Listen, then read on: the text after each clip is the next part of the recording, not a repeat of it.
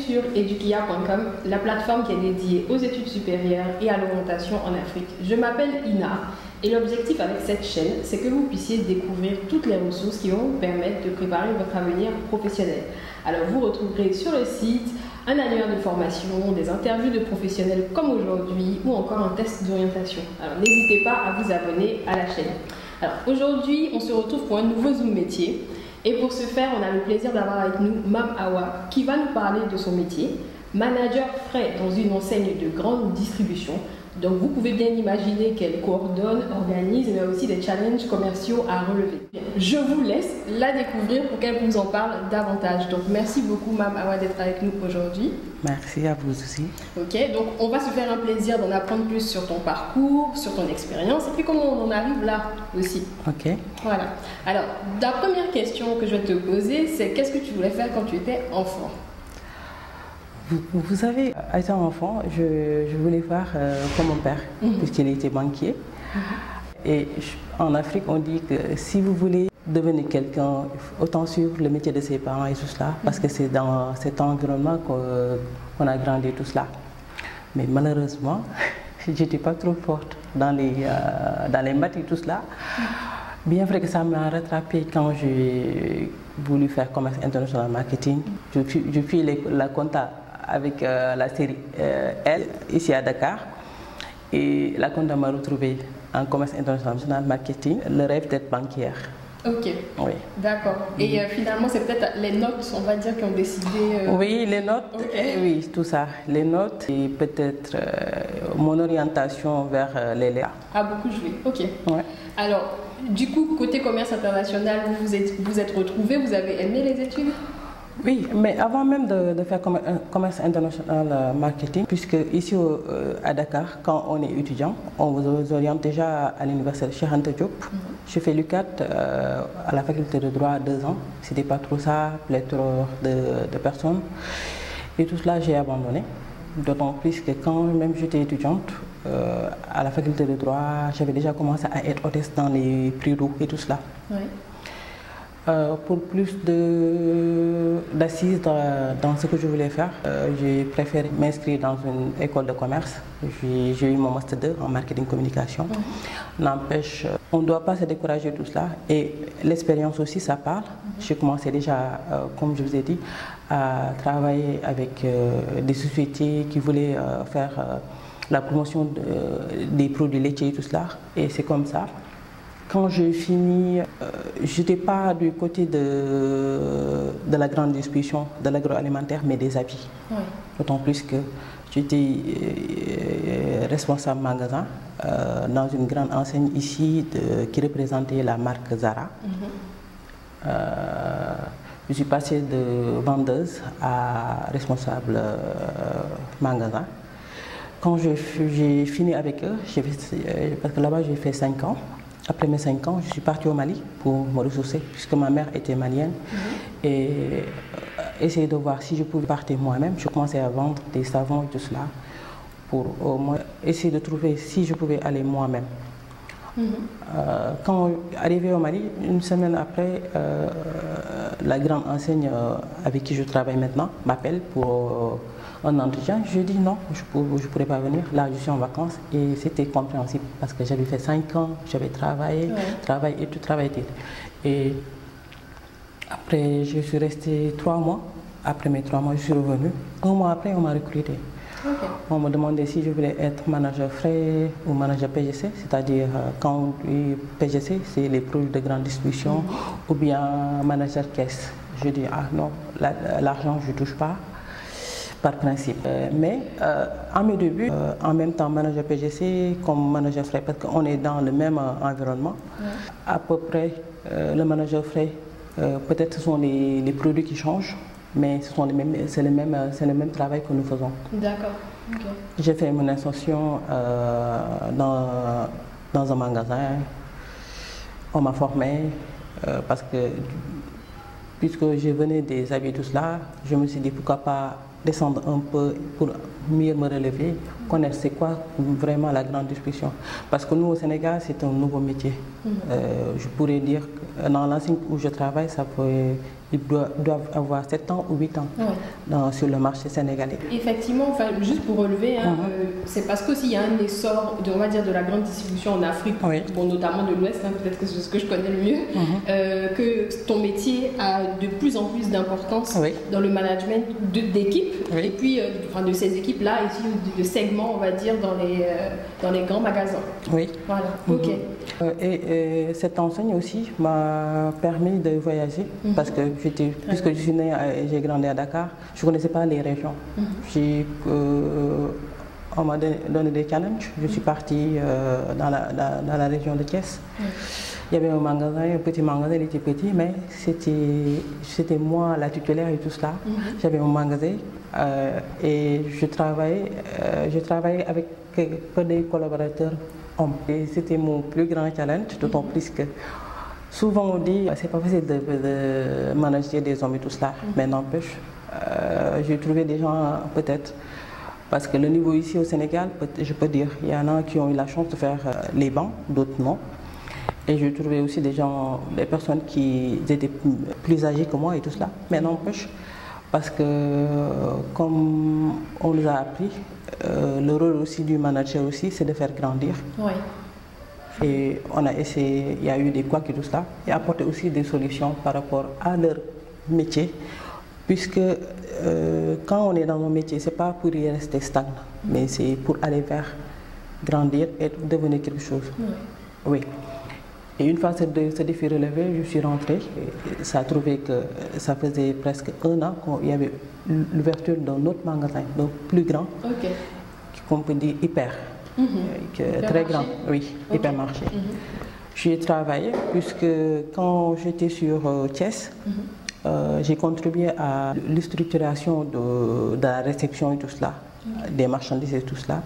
On m'a dit, puisque même si tu rentres sur Dakar, tu n'auras pas de magasin, pourquoi pas te former avec un de nos grands réceptionnaires et celui qui écrit les process réception et tout cela. Je suis partie, j'ai travaillé avec 8 mois pour me perfectionner, pour aussi savoir de quoi... À quoi t'attends sur le terrain? Oui, sur le terrain et tout cela, quand j'aurai un magasin plus grand.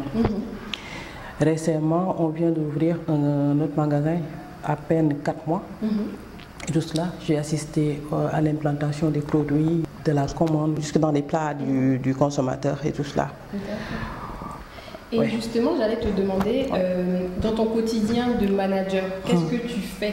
C'est-à-dire que quand tu arrives le matin au travail, quelles sont tes actions jusqu'à la fin de la journée? Déjà, il y a l'ouverture des magasins déjà. C'est un premier point. C'est nous-mêmes qui ouvrons le magasin. D'accord. Quand on ouvre le magasin, on fait le tour. Parce que, puisque nos magasins sont ouverts de 8h jusqu'à minuit, c'est-à-dire 24 heures. Et on laisse des collaborateurs, puisque moi, je suis manager, mais je n'ai pas d'argent et tout cela. Je suis obligée de travailler le matin. Donc, ce qui se fait l'après-midi, je ne suis pas au courant. Mais n'empêche, quand je viens, je fais le tour, je regarde les couacs et tout cela, tout en surveillant aussi l'arrivée des collaborateurs, parce que chacun a son heure. Il y a le pointage, il y a le dépointage et tout cela. Mis à part ça, parfois, j'ai la réception du pain. Puisqu'on travaille aussi avec des entreprises qui sont là, locales, qui font leurs propres produits et tout cela. Il y a ça. Après, je regarde, il y a les régularisations, les ventes aussi. J'essaie d'analyser là où ça a marché, ce qui n'a pas marché. Ça, c'est plus le côté, excuse-moi, c'est plus le côté chiffre, on va dire. Oui, c'est ça. Important. Oui, très important. Pour savoir si cette semaine-ci, on a bien marché et tout cela. Après, il y a mes collaborateurs qui arrivent et tout cela. Je suis toujours dans mon boulot parce que chacun sait ce qu'il doit faire. Parce qu'il y a un fiche de poste qui est bien défini et tout cela. Oui. En début de matinée, je suis avec 2 collaborateurs. Et il y a mes autres collègues qui viennent et tout cela. Puisqu'on est dans un espace très grand. Je continue. Il y a les pointages à faire pour ne pas manquer d'assortiment et tout cela. C'est après que je descends parce qu'il y a la remontée des données, parce que journalièrement, le prix des produits peut changer. Et c'est nous-mêmes qui sommes censés changer. Dans les prix dans les rayons. Okay. Surtout celui qui est le plus important, c'est-à-dire les flecs, les fruits et légumes. Ok, oui. Ça varie en fonction. Oui, ça varie en fonction des semaines et tout cela, de la saison et des produits que nous avons. Les produits sont très saisonniers et tout cela. Du coup, on peut avoir du local 3 mois, après il y a l'import qui vient. Parce que ce serait très dérangeant qu'un client vienne, que le produit, qu'il y ait une différence entre ce qui est affiché, ce qui est à la caisse et ce qui est à la balance. Ok, ouais. Il y a ça. Après, il y a certains fournisseurs, et des fournisseurs qui m'appellent pour me demander si les produits sont disponibles en magasin, ils sont en rupture et tout cela. C'est un tout, parce que moi je me dis que, mis à part d'être en collaboration avec l'équipe même en magasin, on a une autre collaboration avec les fournisseurs. Ouais. Par rapport aux nouveaux produits, les produits qu'on a référencés, les ruptures. Justement, quand tu parles de rupture, c'est la gestion des stocks aussi. Oui, gestion du stock. Okay. Parce qu'il y a des produits comme le poulet en ce moment qui est presque en rupture, parce que les Sénégalais ils consomment beaucoup d'eau. Et ça fait partie aussi de moi. Il y a une autre branche, la boucherie. Je n'ai pas encore de boucherie dans mon magasin, mais tout ça, c'est une partie de mon rayon. Ouais. Parce que justement, on disait avant de commencer que le rayon frais, donc tu me disais un peu le détail de ce qu'il y a dedans. Oui. Donc qu'est-ce que ça englobe pour les gens qui vont regarder? Déjà, pour le Sénégalais de lambda, quand on parle du rayon frais, il pense que c'est de la boisson et tout cela, alors que non. Déjà, le plus grand rayon, c'est-à-dire les fruits et les légumes. Okay. Les Sénégalais aiment les fruits et légumes. Et chaque femme, avant même, chaque jour, et nous on cuisine au jour le jour. C'est-à-dire que beaucoup de femmes qui avaient l'habitude de partir au marché, ils viennent chez nous. Okay. Parce qu'on a transféré le marché sénégalais dans nos magasins. C'est ce qu'on a fait. Donc il y a déjà les fruits et légumes. Il y a aussi la charcuterie qui est très privée, puisque avec nos enseignes et tout ça, il y a une démocratisation de tout ce qui est saucisson, jambon, c'est ça, la charcuterie. À la comme le porc aussi, il y a tout ça. Il y a aussi les surgelés, les crèmes glaces, les frites, les glaçons, attiéké, tout cela. Je réagis. À tout ça. Il y a les céréales, tchéré comme araou, comme tchakri, il y a tout ça. Il y a aussi les œufs qui sont très importants parce que les Sénégalais aiment les œufs. Je m'en suis rendu compte. Oui. Il y a aussi la partie crèmerie. Il y a les yaourts. Les petits pots yaourt et les grands pots, puisqu'on est en collaboration avec beaucoup d'entreprises qui sont dans la transformation des produits laitiers. Il y a ça, il y a aussi les produits halieutiques, les crevettes décortiquées. Ah oui, il y a énormément de choses super vastes. Oui. Et maintenant, en fait, ce que je voulais savoir, c'est, toi, tu as suivi des études en commerce international, c'est ça? Marketing, communication. Ok, c'est des études que tu recommandes aux jeunes qui veulent exercer ce métier? Oui, il y a ça, mais on peut aller plus loin parce que depuis qu'on est là, il y a des écoles qui se sont créées. Pas une école en grande distribution, mais par exemple, pour ceux qui veulent faire de la boucherie, il y a une école de boucherie qui est là. Et il y a d'autres écoles aussi, poissonnerie et tout cela, qui viennent à leur temps parce qu'on peut être peut-être pêcheur, mais on n'est pas poissonnier et tout cela. Même si on est boucher, aussi il y a une autre partie. En fait, ce que tu recommandes, c'est de suivre des formations professionnelles pour être. C'est un peu comme si je suis spécialisée par secteur, boucherie, poissonnerie, comme tu as dit.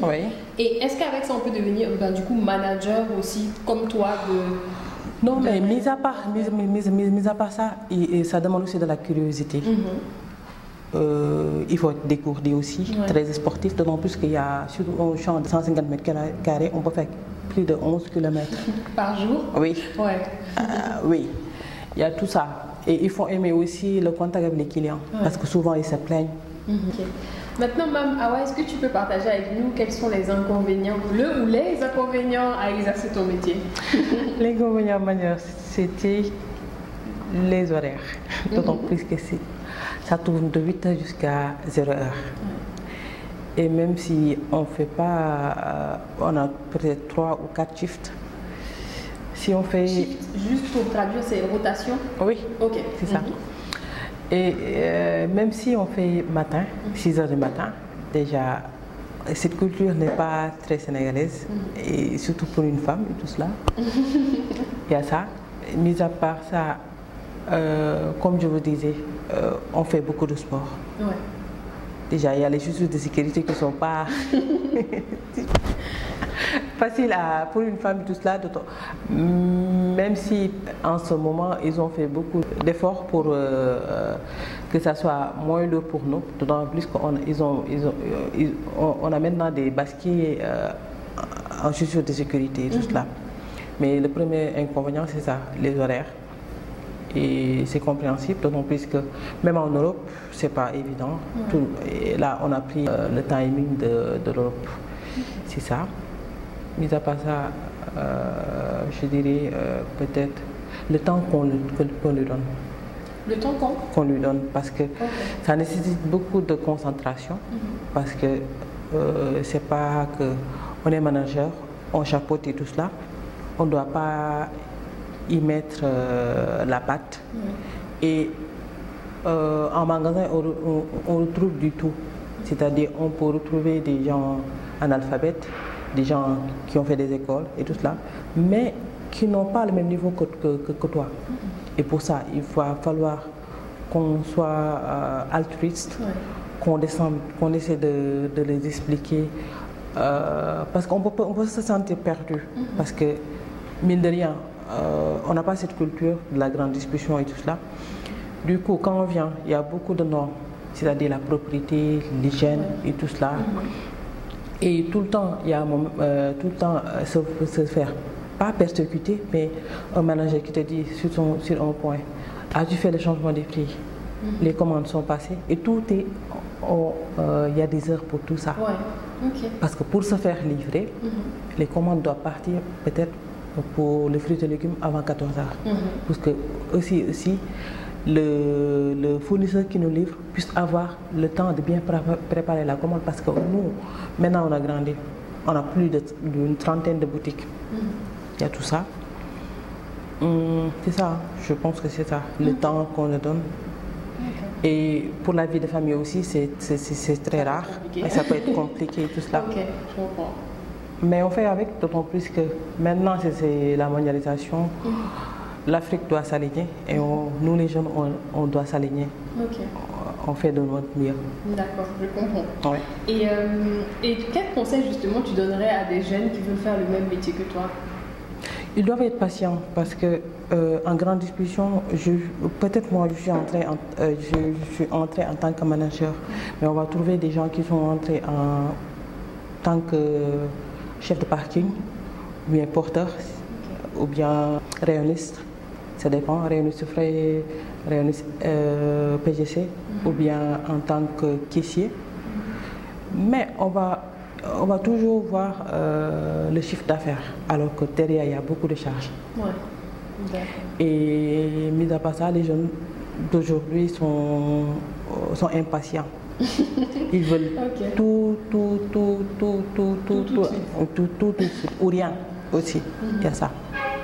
Donc il faut de la patience et aussi beaucoup de persévérance. C'est ça. Moi, c'est ce que je veux. D'accord. Et puis il faut être prêt, comme tu as dit, aussi à bouger, à être dégourdi. Oui, il y a tout ça, il y a tout ça. Voilà. Et ne pas faire semblant, parce que aussi, ça fait deux. Je suis là pour le 1er jusqu'au 30, ou je suis là pour apprendre. Parce que ce qu'on n'apprend pas, on ne peut pas le faire. On va voir des gens qui ont eu la chance de venir, ils ne connaissent rien, c'est-à-dire, ils n'ont pas, c'est pas qu'ils connaissent rien, ils ont les connaissances, mais ils n'ont pas été dans la grande discussion.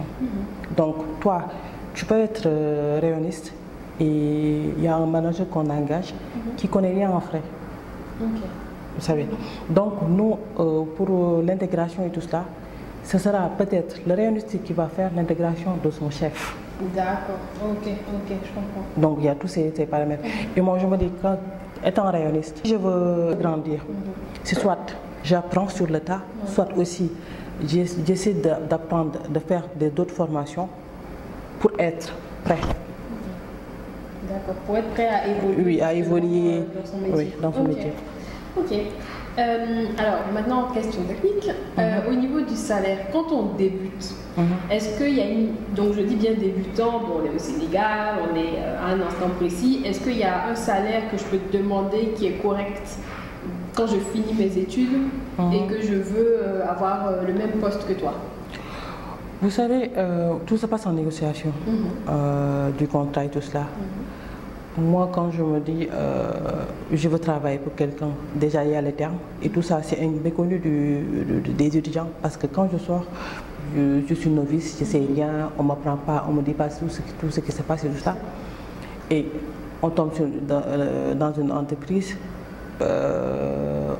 on te dit seulement, on t'a appris parce que tu étais tout le temps à la recherche d'un boulot, ou bien d'un stage et tout ça, on te donne ça.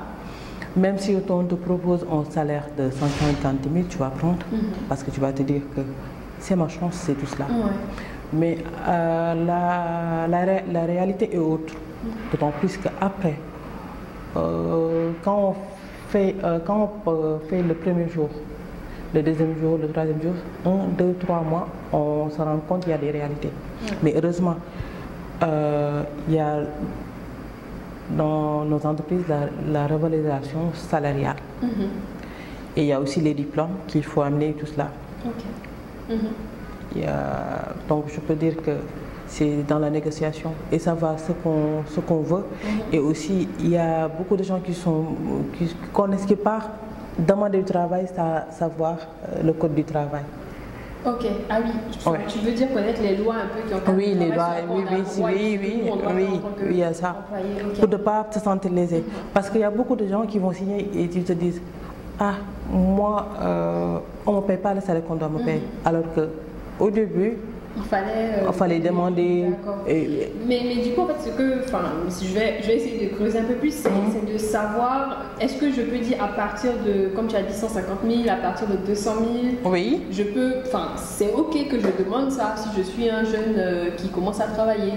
Non, mais vous savez, en négociation salariale, on peut même demander 500 000. Chacun a sa chance. D'accord, ok. Mais aussi, quand on demande 500 000, c'est qu'il veut dire qu'il va falloir qu'on travaille ces 500 000 là. Parce que moi, je suis musulmane, donc tout ce que je gagne, je veux le gagner à la sueur de mon front. Donc demander 200 000 francs ou 500 000 francs et venir dire que je suis manager, je fais rien, c'est déjà... Certes, le manager, c'est le maître d'orchestre, mais il faut, moi, je me dis que je travaille à côté de mes collaborateurs. Ok, d'accord. Quand il y a beaucoup de choses à faire, les rayons sont pleins il y a les fournisseurs qui arrivent et tout cela, on voit des produits, tout cela. Mis à part ça, les produits frais sont très sensibles. Il y a la température, la rupture de chaîne de froid et tout cela qu'il faut y penser et tout cela. Donc, mis à part mes tâches administratives et tout cela, je me dois d'être aux côtés de mes équipes. Oui. Du coup, parfois je repars chez moi plus fatiguée parce qu'on me dit que je suis perfectionniste. Parce que moi, ce que je dis, c'est que eux, certes, c'est eux qui vont faire, mais c'est moi qui vais payer les pots cassés. D'autant plus que quand mon chef vient, il ne va pas le parler. Oui, que tu as donc oui, je suis obligée de superviser. Je ne peux pas me rester à mon bureau 1 heure de temps à descendre. Même 20 minutes, non. Et même pour la supervision des fruits et légumes, en parlant de fruits et légumes, les gens achètent ce qui est frais. Ce qui n'est pas frais, ils ne l'achètent pas. Ce qui veut dire que ce sont des produits à courte durée de vie, même pas une journée. Pour la salade, pour tout ce qui est feuilles, ça ne tient pas beaucoup. Donc je suis obligée, même si on a un réceptionnaire, j'ai mes collaborateurs, pas par manque de confiance. La confiance n'exclut pas de contrôle. Parfois, on a des fournisseurs qui sont de bonne foi. Parfois, on a des fournisseurs qui sont de mauvaise foi. Ils t'amènent des choses qui ne sont pas bien et tout cela. Et nous, on est obligés de trier. Et pour les trier, il va falloir que le manager aussi soit toujours à côté. Parce que quand ils voient un collaborateur, ils vont dire que c'est un collaborateur seulement, c'est un simple légueur ou autre chose. On va faire un plus rayonniste. Mais quand le manager qui est là, qui est garant de la qualité, de l'hygiène, et de la sécurité alimentaire des clients, ce qui veut dire que je dois être là. Ok, d'accord. Ok, je comprends. Et quelle évolution de carrière, c'est-à-dire c'est quoi la suite quand on a été justement manager grand frère?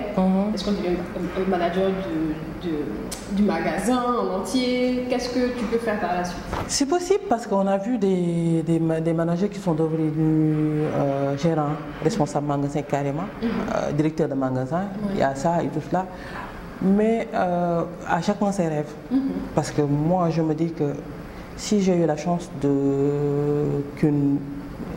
que la grande distribution vienne au Sénégal et tout cela, moi aussi, pourquoi pas apprendre et quelques années laisser aux jeunes et aller faire comme eux ils font. Pas, ça va être du domaine de la grande distribution, il y a l'immobilier, il y a d'autres choses. Hein. Il y a, que tu peux explorer effectivement. On peut explorer. Ok, ça marche. Mais l'idée d'être directrice ou directeur d'un magasin aussi, c'est pas mal parce qu'on voit aussi, on aura un œil neuf de ce que ton N+1 subit tout cela. Parce que moi, ce que je dis à mes collaborateurs, je leur dis, vous êtes là à dire que elle est toujours au contrôle, alors qu'on n'est pas à la place. C'est ça. C'est vrai. Ok. Ben, en tout cas, j'ai envie de dire, on va bientôt conclure. Hein, donc j'ai envie de dire merci beaucoup pour tout ce que tu as partagé. Autant ton expérience, ton parcours et puis finalement les missions que tu fais au quotidien. On a bien compris aussi effectivement que tu chapeautais beaucoup de gens et que au quotidien il faut vraiment manager les collaborateurs, comme tu dis, être avec eux, voilà, être présent. Donc merci beaucoup Mamawa pour le partage. Est-ce que tu veux dire quelque chose? Tu veux rajouter quelque chose? Non, tout ce que je peux rajouter c'est que étant jeune, il faut avoir confiance en soi, croire en soi et avoir foi et être aussi fier de ce qu'on est et de ce qu'on fait. C'est ça, c'est pas ce petit conseil que je voulais terminer. Parce que quand on fait quelque chose et ne pas pouvoir élever le regard et tout cela, moi je me dis que c'est pas... C'est dommage. Donc, quand on est jeune, pas trop de confiance, ça tue la confiance, mais il faut qu'on soit confiant. Il faut dire non à nos démons et à la peur. C'est ça ma philosophie. Je suis fière de moi, fière de ce que je fais, et je parle d'autant plus que je suis une femme, mais je suis avec des hommes sur le terrain, mais je boxe comme eux. Voilà, effectivement. Moi, je suis on va dire girl power, mais le pouvoir aux femmes. Et en tout cas, du coup, je fais une transition avec cette phrase que tu viens de nous dire. Et effectivement, l'idée, c'est d'avoir quand même la confiance en vous, mais aussi en le métier, ou en tout cas l'activité que vous faites, ou que vous choisissez de faire. Donc, si vous vous posez des questions sur tout ce qui est orientation scolaire, qu'est-ce que je vais faire, dans quel métier est-ce que je vais exceller, n'hésitez pas à faire appel au service d'accompagnement de Edukia, donc je le rappelle. Et si vous avez aimé la vidéo et que Mamawa vous a appris énormément de choses, n'hésitez pas à partager, à liker, et puis comme ça, on espère que vous allez susciter de nouvelles vocations. Alors, en attendant, moi je vous dis à très bientôt sur edukia.com.